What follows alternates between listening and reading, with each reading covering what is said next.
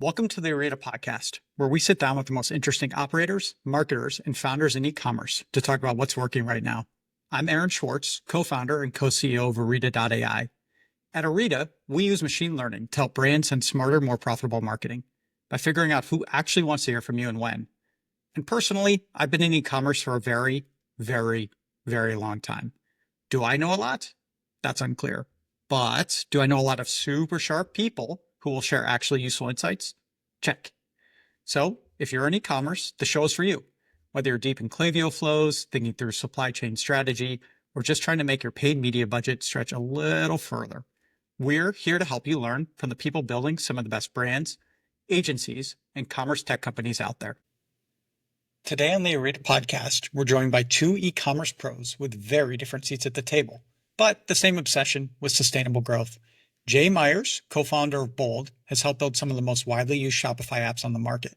While Bob Strachan, partner of Metacake, Bob, I'm sorry, I will always mispronounce your last name, has guided some of the world's most influential D2C brands through high-stakes growth and transformation. I will say Metacake also has the best t-shirts in the industry. Whether you're adjusting your Shopify setup or reevaluating your agency partners, this episode is full of real-life advice to help you move forward with more confidence. All right. Hey, everyone. Thanks for joining today. I'm very, very excited to have Jay Myers and Bob Strachan. Did I get it right? Pretty good? You got Myers right. I got Myers right? Okay. Bob. Okay. I'll get there. This is exciting for me. I met the two of you, I'm pretty sure on the same day at, I was trying to figure it out. It might have been like when Shopify was Shopify Unite. Bob, maybe you and I had met like previously, but Jay, I definitely met you when I like met Bob in person for the first time. And as I kind of joked with you guys a couple minutes ago, I always picture you two being in the same room at the same time because you are two of those people who like, I am inch deep, mile wide in e-commerce. It has been my career, but you guys know this space better than anybody. And so when I get the opportunity to see you or ask questions, it's always like very delightful. I have plenty of criticisms that I'm not going to go into in this public. Yeah, let's keep this friendly. That's right. And so, yeah, we got, 45 minutes or so. And I really want to start with your background, not 2 sentence, but like more meaningful, how you got where you are, right? Obviously, like somewhat tied to the e-commerce world. And then I'll have a couple follow-up questions for each of you. And then we'll kind of run through stuff. We'll talk about AI and tariffs. Try not to. But yeah, anyway, thanks for being here. Jay, would love for you to start with a proper intro. Sure. Jay Myers, I'm one of the 4 co-founders of Bold Commerce. And what we do is we build apps for Shopify. We have a suite of apps. At one point, we had 36. We're now a little bit more focused. We have 8, but 9 actually launching soon. My personal story is I was an online store owner since 1998. Kind of grew up in a family retail business and started selling online in 98. I built my first store with Microsoft Front Page. Didn't have a checkout, just had a phone number. I literally took my first order over a cell phone and wrote a credit card number on a napkin, which was completely not secure at all. And I was at my friend's house while we did it, so probably people saw. But moved one of the stores onto Shopify in 2009. So quite early on Shopify. And then we launched our first apps on Shopify in 2012. So since then, timing was great. So I always say you got to be lucky with timing, and a whole bunch of the stars aligned, and we've done quite well on Shopify. But Jay, what's the story between like you were a merchant and then you decided to get into apps? Like, what was that little jump that you did there? Did you like, we can make a lot more money? No, not at first. To be honest, at first I wanted to build the apps for my own stores. When the App Store first launched, well, I remember looking at it when there was around 20 apps. And all the apps were connectors. You wouldn't think of them as apps that made money. They would connect your store to UPS, connect your store to accounting software, connect your store to... Actually, the very first one, I remember getting an email from MailChimp that said, we now have a Shopify connector. They didn't even use the word app. And I approached the App Store thinking, how can I make more money on my store? Not money with the apps, but how can we... So the first... I had a long list, but the first app I wanted to build was a product comparison app. When you're shopping, like say you're buying backpacks and you click, or anything, you click 3 of them and then they come up and you can see all the features and compare side by side. Was a bit difficult. So the 4 of us, we kind of sat around, we're like, well, what's an easy app we can build that would make the stores more money. And we thought, well, let's build an upsell app. There was no way to do upsells on Shopify. Zero. You could not do an upsell. And so we built, kind of actually hacked Shopify's APIs to do it. And it's a funny story. And Toby laughs about this now. At the time, it was somewhat controversial because we built an app that lived on the front end of a Shopify store. And it would do API calls based off of traffic. All the other apps lived on the back end and they just did like nightly syncs or batches. But one of the first big stores on Shopify was the Chive, this Keep Calm and Chive On, that brand. They were one of the first big brands on Shopify when they were still in like 20 or 30,000 stores. And they used our upsell app. And every time they would post on Instagram that they were having a sale on their t-shirts or something, like 100,000 people would come to their site. And so our upsell app would be firing 100,000 times. And each time it fired, it was a few API calls. It would check for what product to recommend. If they added it to the cart, there was a API call there. It would take down all of Shopify, the entire 30,000 stores. Like every single store would go down because of our upsell app, because there was no API limits. You could just literally, so the more traffic, the more. So Shopify originally actually wasn't happy with it and said, hey, this is not how the App Store is supposed to work, blah, blah. Long story short, they decided to introduce API throttling and allow it. But that was the time it was very different. Now you look at the App Store and every app lives on the front end of the store, right? Like it's just normal, but yeah, it wasn't back then. That's cool. I have like 10 other follow-up questions for you. And I'm going to wait though, because I want Bob to introduce himself and then Jay, we'll come back to some of that. Sorry, that went long. No, that was perfect. You didn't even finish, Jay. Well, I want to know the rest of the story. Bob asked the best question. Yeah, we got more to go. We don't really care what Bob has to say, but he's here. So he at least is going to introduce himself and then we'll see where it goes. Well, I ended up after college in Asia, lived in Southeast Asia in Hong Kong, and was working for a consulting firm. So traveling all around like Korea, China, Thailand. I spent 4 months in Ho Chi Minh City working for Heineken. So that's another story. We can take that one offline, but that was a pretty wild adventure. Similar to Jay, started my first ecom business. We were wholesaling furniture out of China to US and European retailers, and we set up a website. I don't know if it was Front Page. I want to say Dreamweaver maybe or something. We built it in, and just the same, like we had a phone number. That was I tell people I started my ecom store, and we used the phone. People would call us, and we'd take credit card pay. People were afraid to enter credit cards, right? Like, oh yeah, it was a different time for sure. And then fast forward, I loved business consulting, loved helping people, serving people, solving problems. I think the consulting phase of my life just really taught me about the importance of building relationships, the ability to come in with an outside perspective, get up the ramp really quickly, learn a new industry in a new country, and then get into the data, find the problems, and then be able to bring an outside perspective. Because we're working with really smart people, but they had day jobs. They were trying to, do all the things they had to do. So the value of a consultant coming in, I know people make jokes about consultants, but we definitely were able to bring a lot of value to a lot of the companies we worked with. And so just really took that into, really loved business. And then e-commerce was, exploding. And similar to Jay, we built our first Shopify store, I think 2009.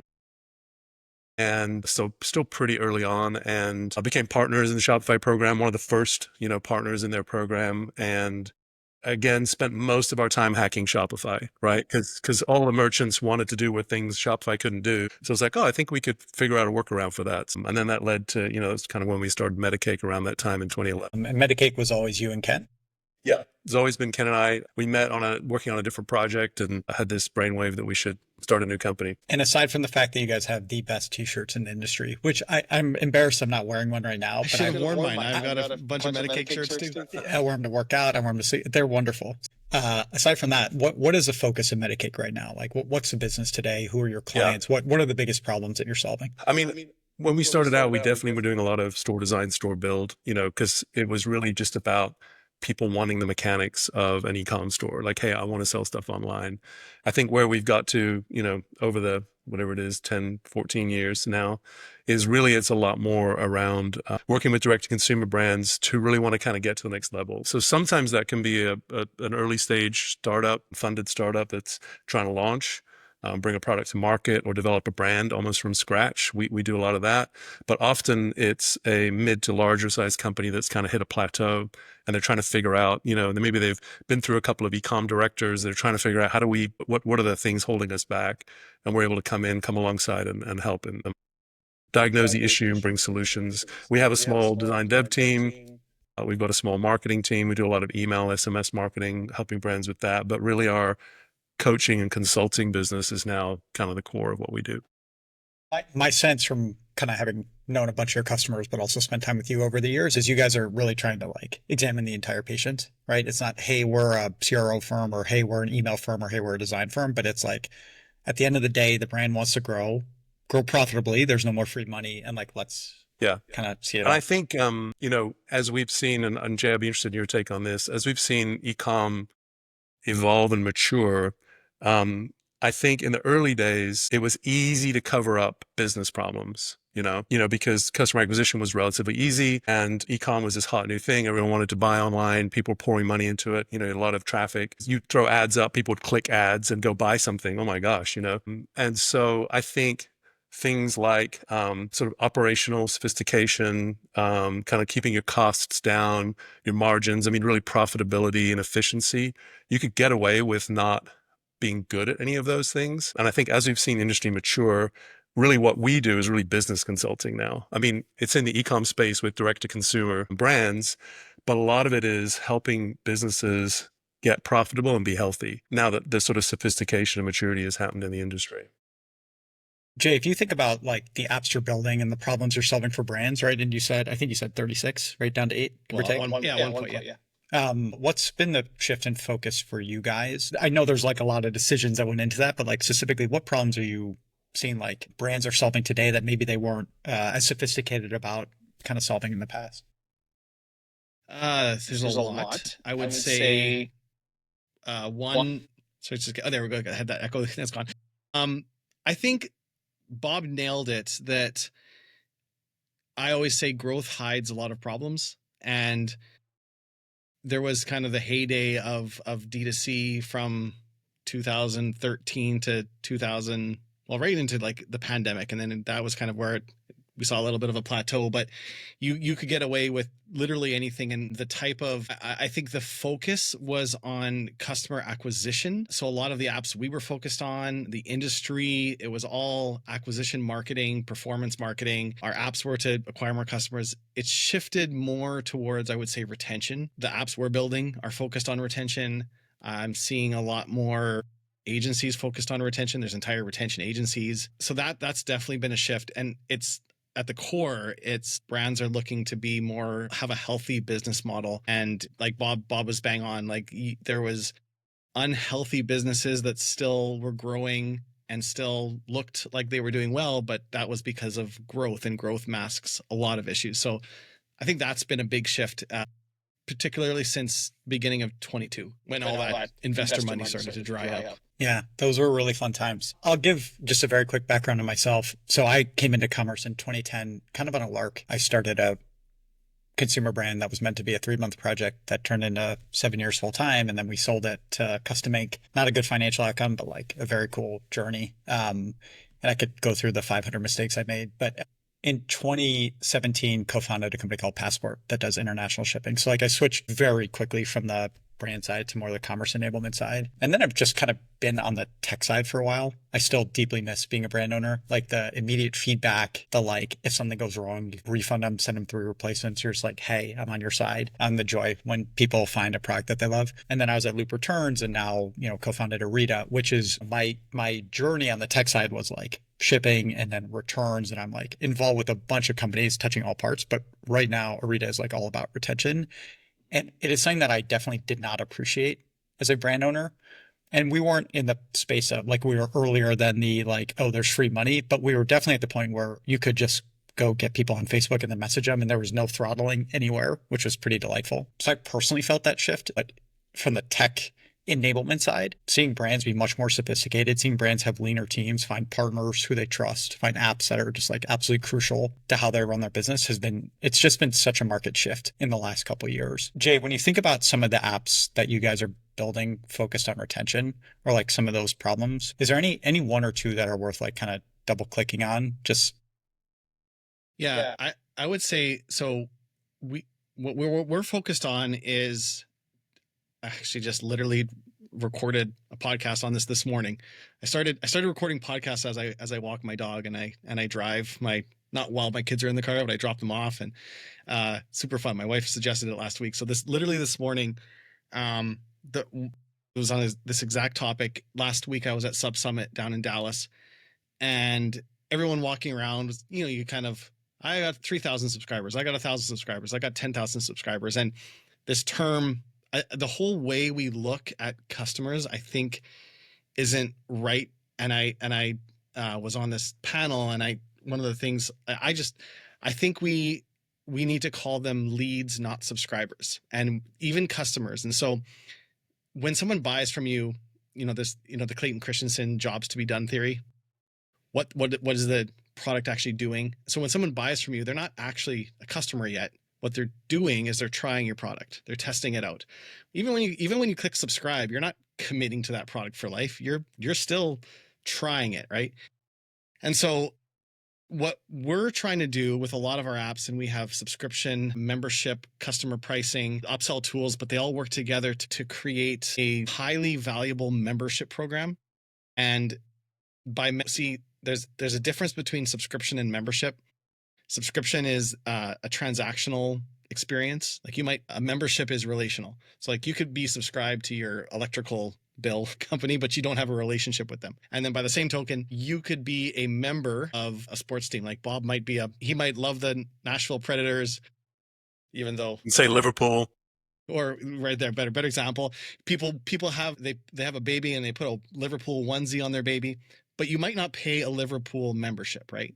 There's no paid transaction there, but you would consider yourself a member to that, right? But when you can bridge that, when you can take an experience where someone feels like a member and monetize that properly, you can create an amazing experience where it's not just the revenue, whatever, 150 or whatever it is a month. It's not that. It's the effect it has on their long-term buying behavior. So like Restoration Hardware, for example, I think they charge $125 a year it's not even that much for a membership. They're not making money off that member, but they just need enough that there's a bit of a commitment. But the impact when someone is a member, they spend 400% more than a non-member. So it affects the buying behavior. It affects brand affinity, which means they're not price comparing to other furniture places. They just go there because they're a member. And so that's a big area we're focusing on. And we noticed about a year and a half ago that, man, we've got all these apps that if they all work together really well, we can create a really cool membership program. So like subscriptions does the subscription billing, and usually people just use it for, I don't know, my protein every month. But then we have this customer pricing app, which changes the pricing of products based off who the customer is. And sometimes it's used for like wholesale pricing. People use it for VIP, spend a certain amount, but we're like, oh, what if we connected that with subscriptions, and then a subscriber could get VIP pricing because they're a subscriber. And then we had this membership app, which was kind of like you can show or hide content, show or hide products, show or hide add to cart buttons. You can basically change anything on the website based off of customer tag. And we're like, what if a subscriber had access to different products, could see a different homepage, access to different things on the blog? And then we had this upsell app, and we're like, well, what if subscribers could get monthly exclusive offers each month? Like your shipment's about to go out. Hey, Aaron, as a coffee subscriber, how would you like 25% off our flavor of the month, or offers in the customer portal, but tied that are unique to you, not just a blanket offer to everyone, because with upsell, we can make every single offer different by customer. So we've been combining these apps to basically create a membership experience. That's been our main focus. Bob, yeah, go ahead, please. Well, I was just going to say, Jay, I mean, I think we've been going down that same path, right? Because we haven't mentioned the A word yet, right? Amazon. And I think for most DTC brands, one of the biggest challenges is figuring out your Amazon strategy. And it is really easy. We see it all the time you get sucked into, I give Amazon product, they give me money. That's a good deal. And you keep doing it, right? And we all know, you can pour a ton of money into Amazon. It's easy to get burned. Listings get suspended. I mean, everyone knows people or has had it happen to them personally. So I think what we're always preaching to our brands is, really build a brand, differentiate yourself, and create that experience where customers want to come and buy from you, right? Figuring out how Amazon fits into that, we can put a pin in that for a moment. But a core part of building that customer journey, that customer experience, that lifetime journey, we've seen as memberships is a really important part of that. And it's kind of funny because we have a lot of brands who are like, well, how can I create a membership around my product? 15, 20 minutes of brainstorming, you can come up with some pretty good ideas. It's really not that hard. Giving people access to special offers, exclusive product, discounts on other things is like content, there's tons of stuff you can do. And then if you're able to really, and what that often does is really press on the pain point that a lot of these DTC brands don't have a very well-developed brand. So you almost have to then take a step back to be like, okay, who are we? Why do we exist? Why should anybody care about us? What is it that we're doing different? Why do we think customers should love what we're doing? And then from there, build out. And I think we've implemented a number of membership programs for all sorts of different brands. And it's been a lot of fun seeing when they catch fire and they take on. It really gives you that close engagement with the customer that, Aaron, back to what you were saying at the beginning, that's really the joy, I think, of being a merchant. Well, I think the examples you guys gave, and Jay, even thinking about RH, right? You become a member and it's $100 or $150 and you get 30% off. Furniture is not a subscription product. And then you go into Bob, what you're talking about with like, hey, could be some exclusive content, or Jay, your discounts are upset, whatever it is. I think there's a big shift in that discussion as I'm hearing it from the two of you, away from like subscription for amazing subscription brands, right? Like Groones, right? One that just has just like completely exploded, an amazing business. But you guys are talking about, hey, you can bring a sense of community, a sense of membership to any brand if you do it right. Yeah, one way to maybe, you could also call it paid loyalty, and that might frame it differently. And it's ultimately, I can't remember the exact number, but what's the generation that's like under 25? Get them all mixed up. So many. They're always texting. Alpha. That's all I know about them. Alpha. Gen Alpha. I don't know. The younger generation under 25. It was. I have a whole bunch of them living in my house. Well, now the generations are starting to get like only like in 3-year segments. Like Generations are not what they used to be. No, it's like now things change so fast. It's like, oh, you're born 2 years ago. You're a different generation. But whatever that one is under 25, I think it was like 68% of them would rather pay for benefits up front than earn them over time.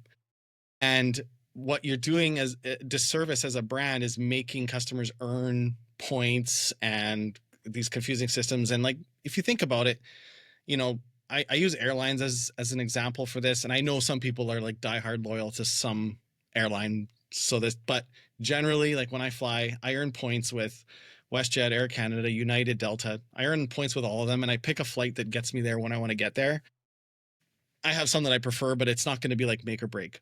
But if I paid $1,000 a month or something for unlimited Delta flights, now if I go and I book United, like I feel like I'm losing money. I'm not just not earning points, I'm actually losing money, right? And so there's reasons people buy things like FOMO, fear of missing out. There's urgency, like people feel there's identity. But one of the biggest psychological reasons people make decisions is, I'm drawing a blank on it. Sunk cost fallacy.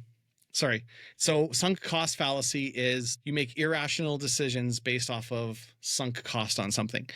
It's why 80% of the clothes in your closet you don't wear, but you paid for them, so you're not going to throw them out. Some people say it's why they're still married to the same person because they've been with them for 20 years and, well, sunk cost. But it's also why people make bad decisions for product, like roadmap. Like you might have spent a year building a product and AI is out now. You probably should pivot. You should probably change everything. Oh, but we've spent a year on this. We can't, right? Sunk cost. People make irrational decisions based off sunk cost all the time. So I could list 20 more examples, but brands haven't tapped into this. It's like the one psychological reason why you make decisions, but yet brands don't tap into it. And one of the best ways to tap into it is paid membership, paid loyalty. And so free loyalty doesn't do that. The future potential of earning points doesn't tap into sunk costs. It's a different part of the brain. And so if you can get people to pay, whether that's for some benefits, we've seen brands just literally they say, actually Fabletics does this. I have nothing I can subscribe to. I don't know what my membership program will be. And they have a credit program. You pay $50 a month and you get $70 worth of credit. They actually rolled it out as a kind of an emergency thing. They were really short on inventory. This was about 6 years ago. They had no inventory, but they wanted to keep their customers. I don't know, something happened in their supply chain. And so what they did, instead of selling clothing, they sell like athletic. Yeah, they sold credit. And so they said to everyone, pay $50 and we'll give you $70 worth of credit next month. And so now they've actually turned that into their membership program. And now if you're paying $50 a month to get $70 worth of credit, the next time you need gym shorts, are you going to go to Nike or are you going to go to where it's use it or lose it, right? So it has a huge effect on its sunk cost, on buying behavior. So there's so many benefits of a membership program that I think, I don't know who's listening to this right now, but like almost every vertical could tap into it in some way. One of my buddies, Chris, runs a company called Fan Rally. I'm going to be wrong, but I think he was a VP at the San Francisco 49ers and the COO of the Oakland Athletics when they created their membership, like their subscription. Mm-hmm. And it is bringing subscriptions to professional and college, and I'm sure other like minor league sports teams. And it very much ties to this, which is like you're a fan and then you get different things. You get to move tickets during a game, right? You're part of a network to like upgrade, downgrade, whatever it is, right? Accrue points. You get great content. You get discounts on merch, right? Like you can imagine the 1,000 things that you can do just by getting people to like acknowledge and like commit their fandom. And to your point, like $70, $50, you get $70 of credit. There's obviously enough margin in there for that business. But I love the reframe of kind of getting people who really want to engage up front. Bob, please. I was just going to say, we have an exercise we put brands through typically in the sort of early phase. And we basically have them go away and then come back. And we get tons of feedback on this. People are like, I've never thought about this before. But we ask them to categorize their products into 4 categories. Obviously, you have in order. I mean, the most important is the hero product, right? But in order, we talk about what are your lead products? What's your hero product or products? What are your expansion products? And what are your continuity products that you offer customers? And you need to have all of those. And often brands come back and go, we only have hero products. Mm-hmm. Or we maybe have a few expansion products. That's it. So Bob, that's hard, right? You come in, you do it. I'm like, great, I got my hero product. Yeah. Right. And I've got lead products and I don't yet have my expansion. Yeah. Right. Or continuity. How do you help a brand? Because like, it's not digital, right? It's a physical. So what is the next step in that discussion? Well, sometimes they could be digital. It might be like, maybe there's a short, medium, long term, right? In the immediate, like what could we do for expansion products? Like, is there a product we can split up and make, an easy upsell? Is there something digital we could offer, right? We try and brainstorm with them. But then probably the more medium, longer term planning is how do we get into continuity, right? How do we do that paid loyalty that Jay's talking about, where we can really invest in our best customers and have them basically commit to us and give them something that they're really going to. But yeah, I mean, it's a really fun exercise brainstorming because, obviously, depending on the industry, there may be a really long lead time for product development. So it may not be real practical to get something to market quickly. But I've always been surprised at how creative merchants can get when you give them that problem. Like, hey, can you guys come up with some expansion products you could launch in the next 3 months? That's very cool. I mean, also, if we dovetail back to what we were talking about earlier, right? Like some of it could be, hey, you get special access to a community. That is your like short-term continuity product. That is, okay, cool. You're chatting with our CEO or I don't even know, right? Like for B2B SaaS companies, there's a big shift of like, okay, there will be that Slack channel, right? Where there's actually like interesting people who are your peers you can talk about stuff. I know with a lot of D2C brands, there's a move towards Substack and actually like building out the community side of things. Obviously harder, but the framing of like that short-term and medium, long-term continuity side is really interesting. JJ? I heard Seth Godin say, or not, I heard him say, I read, the best way to grow is to find more products for your people, not more people for your products. And I think that really ties into what you were saying, Bob. Like, and I like the way you frame it with the 4 stages.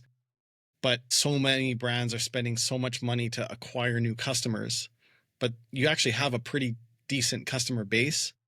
If you spent the same time, effort, and money to have more products for your customers versus more customers for your products, it's a Sometimes lever. the way we put it is like each of your product is solving a problem, but it also can create new problems too.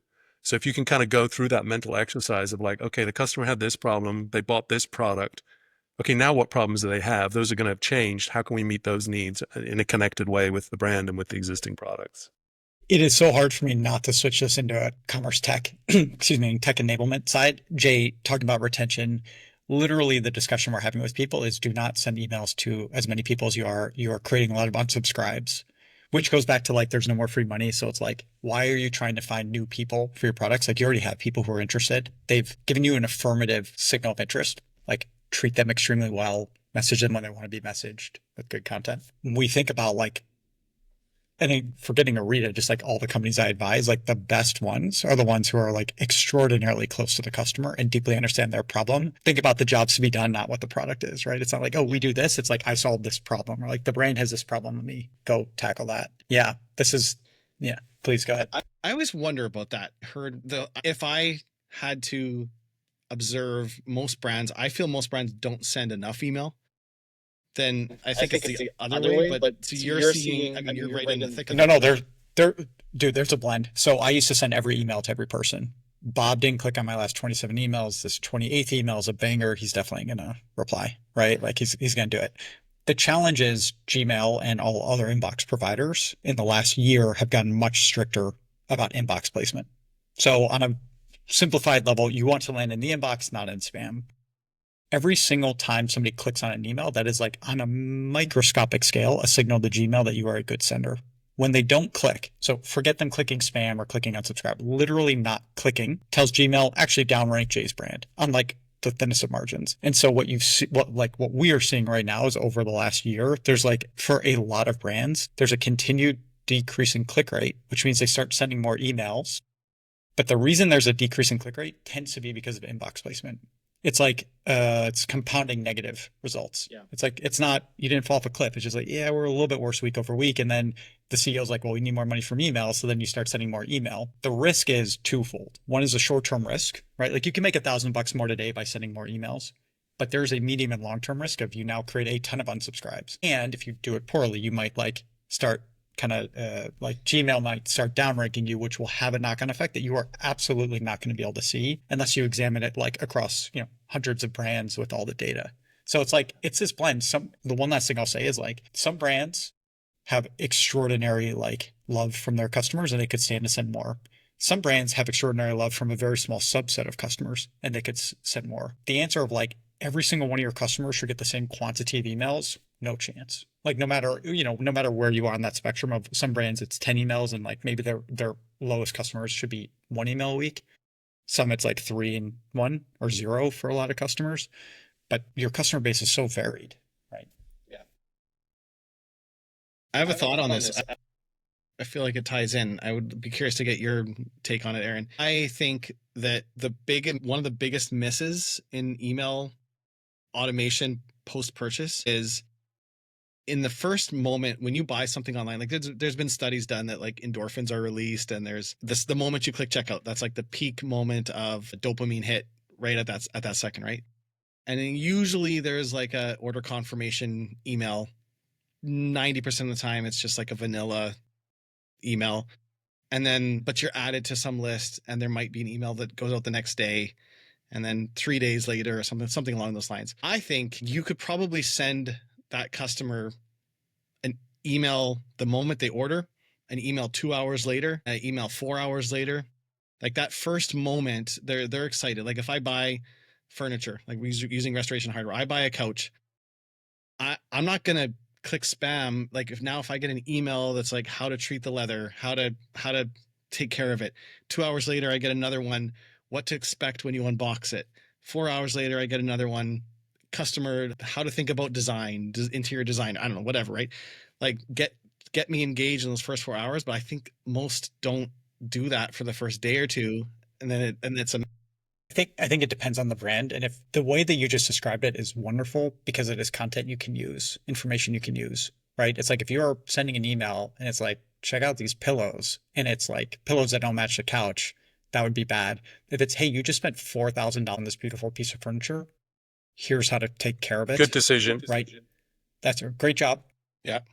Another, but if it's just like immediate upsell, then that's it. So I think the what we see is within flows in the post-purchase experience, right? Like I think we all know Yao and Malomo. It's like, okay, create a great tracking experience. And then you think about the packaging, create a great unboxing experience, right? That is somebody buying in. And then if the information you can use, whether it's through like the paid loyalty, like we were talking about before, or just like, hey, this is how you should feel when you interact with our brand. I think to Jay's point, when we do this, I think this is really important. Often those post-purchase emails, I agree, Jay, sometimes the timing on them is not great. But often that first one you get is like, hey, you bought this couch, here's these pillows. And we're trying to sell them right away, right? We're trying to make them go from, we've got them from 0 to 1 purchase. Now we want to make them go from 1 to 2. But I think, Jay, what we do, what I'm hearing you say is rather than get them to buy right now, let's invest in the relationship. Let's give them content. Let's send them a video from the founder saying, hey, I'm so glad you've joined the family. You've made a great decision. We're here to help you, and make them just feel really good about the purchase. And then we can worry later about, that other stuff will kind of take care of itself. I couldn't be more aligned. Jay, if you think about where Orita sits, it is not on the flow side. It's much more on the campaigns. Everybody, the best brands, and we work with a bunch of retention agencies who know how to help a brand do exactly what Bob's talking about. Like whatever is right for that brand, what is the right content? What is the right cadence? Cool. The question is, Jay hasn't clicked in 75 days. What do you do with him? And that is like a hard data problem that if you just try to maximize and you keep sending, you're screwing up. You want to hit Jay up at the right time through the right channel, not just an email. Maybe it's text for Jay and it's a postcard for Bob. And I'm out of market, so it doesn't matter what you send me. But yeah, on the flow side, I very much align with where Bob went on that. Bob, I actually want to ask you a quick question. Like you guys cover the breadth of like a brand's experience, right? Like you're kind of coming at it from that business consulting lens, as you put it. What are the tools? Like how is the world of like tools that you can use for brand changed over the last decade? How like even within like the last couple of years because of AI and like the thinking about that, like are the tools getting better? Are the problems that you're trying to solve change? Are you still like waiting for the tools to get better and there's like a lot of hype and not a lot of impact? Just curious, like your experience kind of being that advisor to the brands. I mean, I do think, I was thinking about this recently. I do think there's a little bit of almost a dichotomy going on in that the platforms and tools are getting a lot more sophisticated. I mean, if you just look at Shopify's, was it summer editions they just rolled out? If you look at some of those updates, I mean, the level of sophistication in those compared, Jay, I would say even to just 4 or 5 years ago is, I mean, they're talking about integrating with NetSuite. They're doing like, refunds as store credit. I mean, there's a lot of like nuance and very technical things that they're doing. I think they did have an AI code. There's like an AI code companion now. So they're doing a lot of pretty sophisticated things. So I think on one hand, you've got a lot of sophistication in the tools. I think there's also from a merchant standpoint now, and Jay, I imagine this is probably where you felt some pain when you had 36 apps in the store. I think merchants expect these tools to be integrated or to be relatively easy to integrate. And if something isn't, I think they move on pretty quickly. They don't even really want to look at it. Even if other people are telling them it's a great tool, it's got to integrate, fit into the tech stack. And so I think we're seeing this sort of like more complexity, more sophistication in a lot of the tools and platforms and systems, down to retention, loyalty, data tracking. All those things are getting way more sophisticated. But then back to what I was saying before is I feel like because of all of this maturity and increase in complexity, I do think core business principles now, just the simple business stuff is more relevant than ever for a lot of these merchants. And I think that's what we've been able to see, where we've been able to add value, is really help step back from the day-to-day, just, people heads down, going hard at trying to build every day, improve the machine, because I think with e-commerce, there's sort of a little bit of this idea that it's this like perfect machine we're trying to build and change and tweak and add little pieces. And over time, it can become very complex. And so being able to step back from that and look at it and go, what are your gross margins, on your top core products, and looking at your lifetime value, just some of those basic things to be able to say, where can we really plug in and add value? Is customer acquisitions breaking even? Well, maybe we should spend some of that money on the core customers we've got and how we can get them to come buy more. So just some of those, I would say, fairly 101 business approach to helping people really think about how they can grow. And I do think in terms of like one of the other things I was thinking about, which I think relates to this, is just, some of the pain that people have, merchants that we see, some of the things that they kind of feel like. I mentioned that business and operational complexity. I think it's definitely one. We've already talked about acquiring customers. I think building an audience is very different today. Well, that's how we think about it. Back to kind of our point before about we don't just want to acquire customers, we want to build a community, right? Building an audience is kind of how we talk about it. I think that's a huge challenge for people because it's so expensive now, right? Paid traffic typically isn't super efficient. So how do we get creative in helping brands to audience it? And I mentioned Bob, before too. can I ask you a quick question about that? Yeah. I introduced you to a brand today. They're a good brand, 10 million bucks. They've been around for a little while. And they're like, hey, we're struggling a little bit on like customer acquisition. And they've done a decent job with retention. Are there like specific channels that you see are performing well for a brand?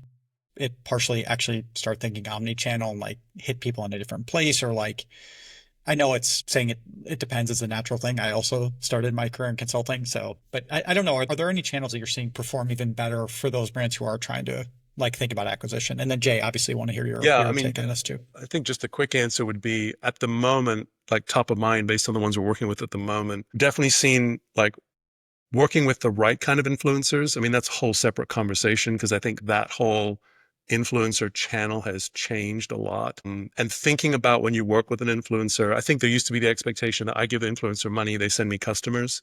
I don't think it really works like that.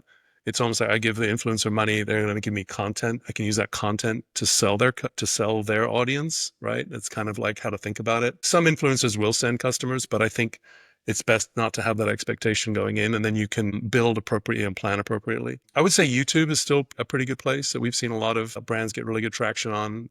If you're putting out good content regularly, it is a place where you can build an audience. Often it's a little bit hard to track because you don't get a lot of direct, conversions from YouTube, but you do see the benefit. It's almost like the old days we used to run a TV ad and then, watch your Google Analytics, Jay, you probably remember those days, but it's that kind of thing where you can see the kind of rising tide when you start to really see traction on YouTube.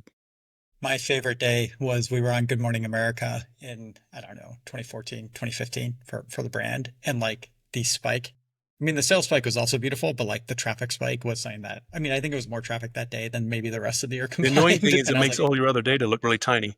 Yeah. So we just didn't show investors that day. It's like up and to the right, minus this one spike. I'm curious for you thinking about like acquisition channels, if you have any like other thoughts there. Yeah, I do. I just want to touch on the previous question as well, too, because I think now more than ever, it's important to remember the fundamentals. Like when teams win Super Bowl championships, they always say it's not the trick plays that won. It's they're good at the fundamentals. They made their blocks, they ran their routes, they finished their tackles.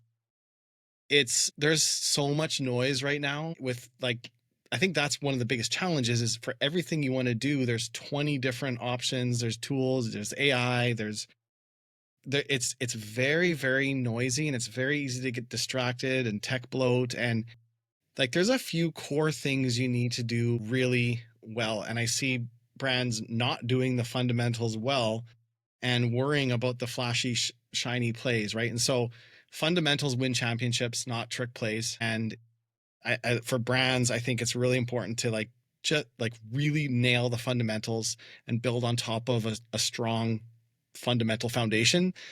It's because it's very easy to get distracted right now. There is it's just things are happening faster than ever. As far as channels, I agree 100% on YouTube. I think YouTube, I always look at where there's low cost for attention and different times it's not that one channel is better or worse. It's just that right now Meta is very expensive. It changes, right? It depends on time, but YouTube, AI is really picking up videos. We're seeing a lot of brands seeing 10x views on their on their videos from 6 months ago because it's getting picked up in ChatGPT and Claude and Gemini. They're really favoring, I think Gemini is really favoring videos because they can now read videos, they can digest it, even if there isn't captions. Like it's very indexable. You're referring to like people who are shopping through Gemini, right? They're saying, hey, I'm looking for XYZ, and Gemini is bringing videos back. Correct. Even just researching a product, asking about a product. There's a lot of like videos. Yes, they always had a good spot in search results, but they're now getting exposed in a lot of other areas. So they're even more important than ever. So I would really double down on video content. And there's easy ways to do video content. Like you don't have to have a studio. Like your customers, a brand I work with, they send an email out. I don't know, it's like 10 days after they send out the product, an email goes out that says, we'll give you a refund of $20 or a discount code if you create a video review of the product, not a testimonial, just a review. Just review the product, unbox it, use it, talk about it. And so they've got hundreds and hundreds of these videos coming in of customers, and then they go to a form. They use JotForm. It's super simple. It's literally your name, your store. Click a button. You can either record with your phone or upload a video, and then a checkbox that says, "I agree to let this brand use it on social media or on my website." And they sift through, and that is all their ads. That's their videos. They literally have content for years from this. So yeah, video, YouTube is a huge one. And the other thing I really think right now is a good opportunity to take advantage of is live streaming commercials. And I would check out vibe.co would be the one I would recommend checking out. And so it's actually mind blowing how cost effective it is. So you can push ads, like 10-second ads, 15-second ads, 30-second ads to almost every streaming platform. And people don't know that this is possible. They don't know that like Peachtree, you can be a little brand doing $500,000 a year, and you can afford. Do you want to spend $1,000, $500? And these streaming ads are converting really, really well because people have to watch it. They can't skip them. It's to get their free streaming. So Vibe.co is a good one. There's a bunch of them. I just happen to know them. I'm not affiliated with them at all, but you literally could sign up an account. They'll work with you on the creative. You can use AI for the creative. It can be. It's not intimidating like it used to be. I think right now there's a window of opportunity to take advantage of that. I do think one thing that I'm still hearing from you guys is like, actually, this is not about AI. I mean, Jay, you kind of mentioned it at the end, but it's still like, how do you tell a personal story, or how do you get your fans to be a raving fan, to tell that story, to share? How do you then push it through other channels? I think what I see is so much of a move towards Gen AI, and it's going to speed up content creation. And I think it all still goes back to like, do you have information you can use, an interesting story, ideally from real people who actually, I'm not just the owner, I'm also like a user type of thing. Mm-hmm.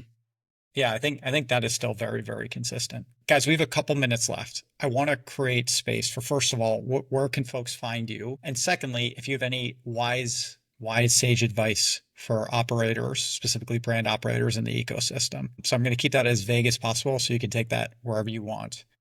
Jay, you are leaning in the most, so I'm going to call on you first. Where can we find you, and what's your sage wisdom as somebody who's been around this ecosystem for more than leaning in physically the most? Is that? Yeah, that's right. You're like, this is really fun. I can't wait to do this again with Aaron. Hint, right? So boldcommerce.com is our company. You can definitely find me there. As far as like social platforms, I'm mostly active on LinkedIn, still on X, but I feel like every time I go on X, I just get angry. Jay, tell us you're old without telling us you're old, because I love LinkedIn. It's so great. LinkedIn is like it's cool again. It's not just for having your.